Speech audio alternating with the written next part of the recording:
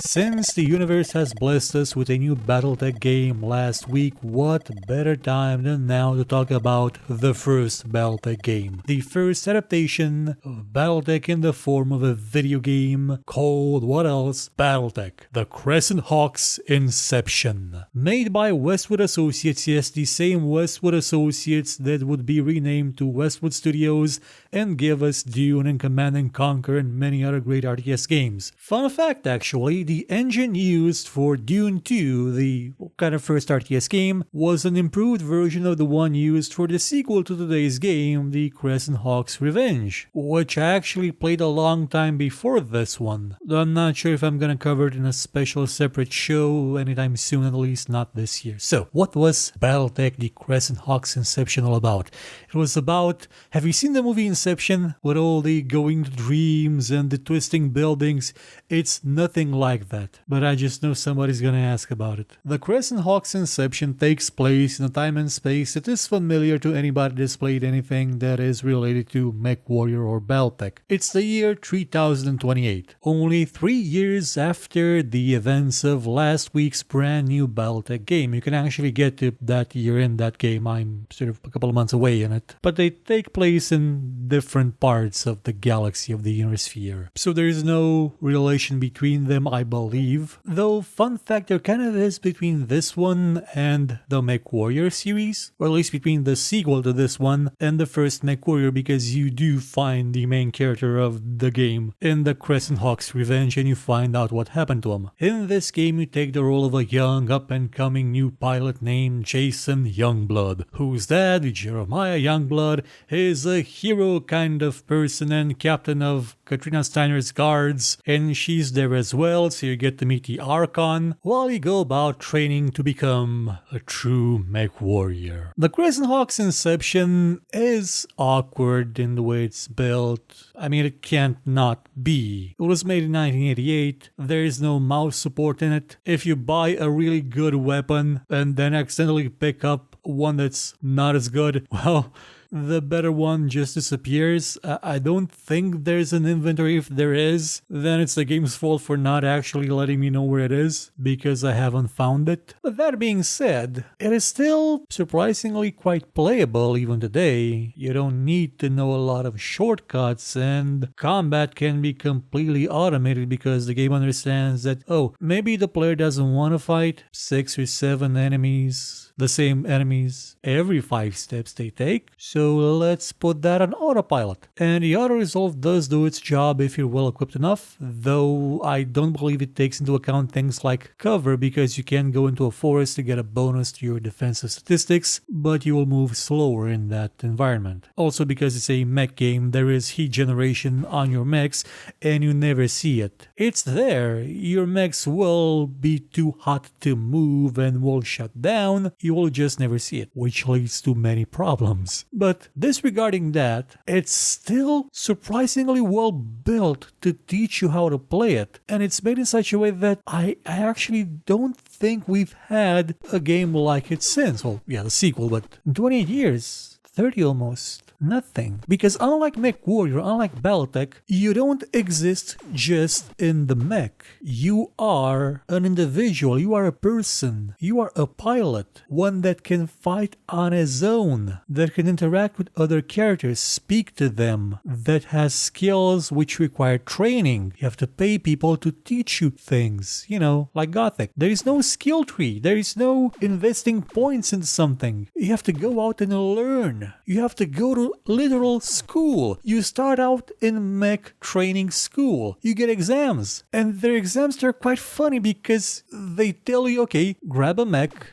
go to the corner, and come back as fast as possible. And you're given a choice of 3 mechs. One of them is a Locust. If you pick anything other than the Locust, odds are you're gonna lose, because the Locust is the fastest one and there's terrain that's not necessarily the greatest possible for movement if you're in a heavier mech. Second mission, go to the training grounds again and pick up some debris and bring it back here. It's presumed that at this point you've at least seen the other mechs and noticed something about them. Namely, the Locust doesn't have hands, so it can't actually grab onto things. enemies. And you'll hear the other pilots joking about how someone did take a locust out on their second mission. I shudder to think what they'll say if it's you that does this. I know your characters has bad dreams and can't sleep because if you fail a mission, like even the harder ones, people will laugh at you. They will think less of you. Just take a moment to acknowledge that. It's not simply something that shows up in text that has no bearing on the game because your character does get tired with no rest. So it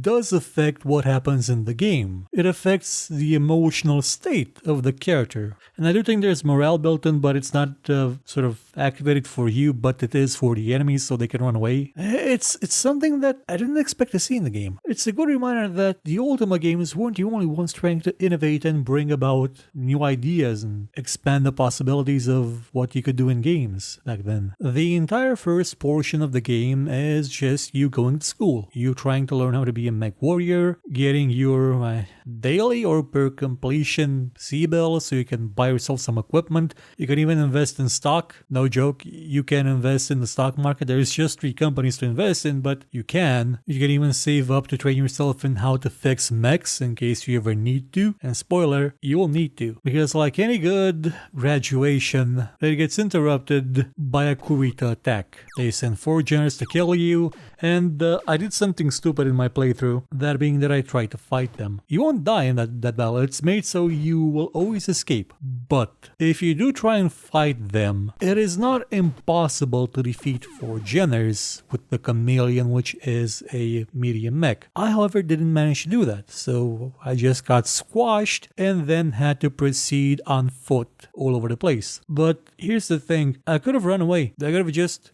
run away, fled from battle, and started off the game with a medium mech. It didn't occur to me. I looked it up in case there was actually a way to defeat the generals, and I thought to myself, oh, maybe I could have defeated them and done something. And turns out you can defeat them if you try hard enough, and you can also just run away. And if you do manage to defeat them, you can salvage at least one of the generals and have yourself 2 mechs. Well, if you do get the second pilot, which you will do, you will get a second pilot. You'll get a bunch of pilots. You will be made a member of the Crescent, which is an elite strike team that you will lead into battle. But first, you're gonna have to recruit people, agents in hiding that await your command. And with their help, you must retrieve a cache of ancient technology, lost tech, I think it actually is, in what is basically an open world game. The entire first section is you roaming around a city. It's got a couple of buildings you can go into, you can interact with them, and you can see people moving in real time around the place. It's actually quite nice. And after the attack, you realize, oh, it's not just a city, it's an entire island. It's an entire, well, not island, it's more of a continent almost. Yeah, kind of an island. It depends on what scale the game wants to actually try and represent. But you are on Pacifica. You're in a very, very important planet to house Steiner, which is now being occupied by the Draconis Combine. You're a wanted man, and you're dressed like a Steiner guard. So get a change of clothes, and then only people that recognize your face will attack you, which is still something that will happen quite often even in towns. And outside of them, they're kind of going to notice if you're running around with an SMR on your shoulder, which I was. SMRs are not cheap, by the way, and they're anti-mech weapons, but they are quite effective against people too. Also, they will probably notice that there's a mech that is not theirs running around stomping on things. The game does give you some directions on where to go. That's actually something that surprised me. Usually games like these, I was used to Ultima.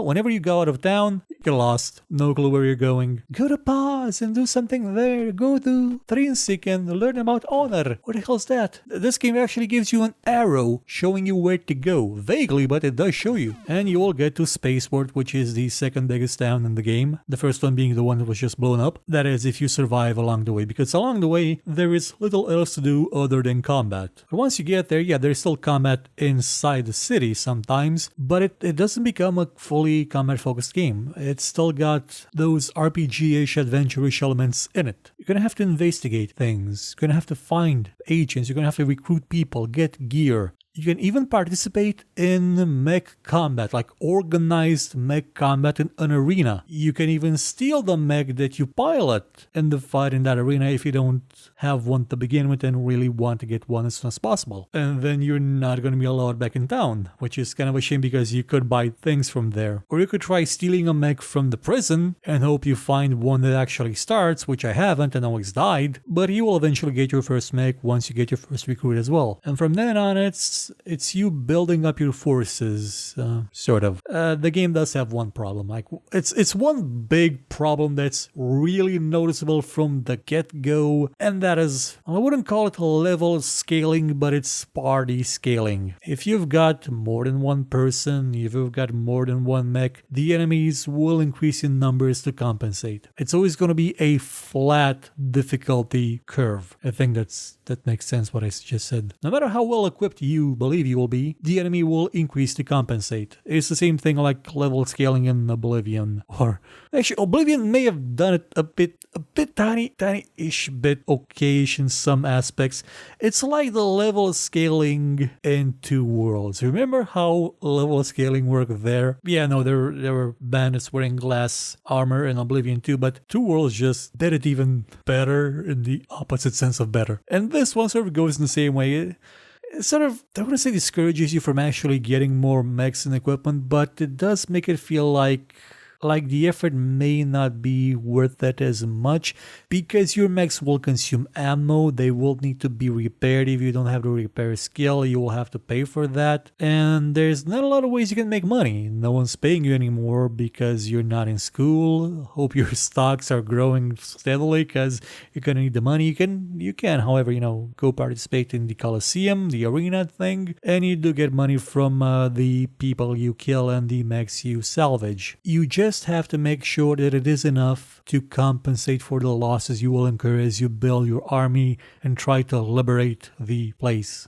Technically, you're mostly not here to liberate, you're trying to find that cache of technology, at which point I've heard that the game actually changes again. It goes from what is essentially a combat RPG. Well, it's not an RPG. You don't level up, but your skills do improve as you use them. It changes to a more puzzle-focused kind of game. I didn't get to that part, so I can't really talk much about it. But it does seem to offer quite a bit of variety. And again, it is, in all intents and purposes, an open-world game where you go around recruiting aid and managing a company of mercenaries to take out the enemy. It's sort of like every open world game that's been made in the past 10 years because they all kind of have the same basic idea. The environment is taken over by somebody. You have to push them out and gather support for your cause, be it Just or Red Faction or Far Cry or Saboteur or pretty much anything else. It's the same basic idea, and it's as you've seen, it's done in 1988. That to me is astonishing because even though it's the same idea, nobody's done like that. You're not going to find a game now where you start off as a pilot, then you go into a giant mech and do open world stuff where you blow things up and collect other MechWarriors and other pilots and just blow stuff up, and you're still a pilot. You can still go around shooting people in the face or swording them. You've got vibroblades to stab people with and a laser invulnerable armor that doesn't do anything against bullets. Do not get that at the start. It's gonna be useless for quite a while. You even have mixed unit combat, not in the sense that there's tanks in the game. There is no tanks, though there should be. You can instead fight in a mech with soldiers, like human soldiers, on your side beside you. And they'll die, because if they run into an enemy mech, those lasers hurt unless you had the suit. But then they just can SRM you in the face and you'll die. Or machine gunning, that's also an option. Haven't seen autocannons in it. Though, by the way, it's a small tangent. There are Gauss rifles in the new Battletech game. I just hadn't found them when I made a show about it. Now, I'm not saying you should go out and start playing Crescent Inception. It is kind of old and honestly doesn't have a lot to offer you today. But as a piece of history, I still find it quite fascinating. And I kind of wish there was a version of it made today, where you infiltrate a city and the recover of night, look for allies, sabotage the enemy's effort to take over the world. A world, there's a lot of them. It's Battletech. Battletech. Then go out of town, jump into a big mech, and just punch things in the face. Turn-based or real-time. The game had sort of both. You could have combat work in real-time as well, but you can also have it... Well, technically it is always kind of real-time, but it's real-time after you've already given the commands of what the mech will do. It's like the board game. You tell it what to do and then it will simulate things. And you can't really change anything then. Yeah, I think real-time would have worked better. So yeah, that basically is what I want next. An open-world MechWarrior game. One that doesn't skimp on the adventure RPG elements. On interactions with characters. On story. On punching commandos in the face. If you are interested, you can find the Crescent Inception on pretty much any abandonware type place. I'm not even sure who owns the rights to these games now. Technically, Microsoft still owns, because it owns FASA, it owns Battletech in general, but the games may be the property of Activision, though they haven't done anything with them because they probably don't have the full rights to them. So it's sort of a Nolf type situation where nobody gets to have fun. Unless you just grab it off Abandonia or someplace else, which I don't think anybody's gonna try and stop you. With that settled, all that's left is to wait for the new Battletech game to get a couple of patches so that my PC doesn't seem like it's trying to out-heat the sun. Also, so they'll fix the other bits. Goodbye.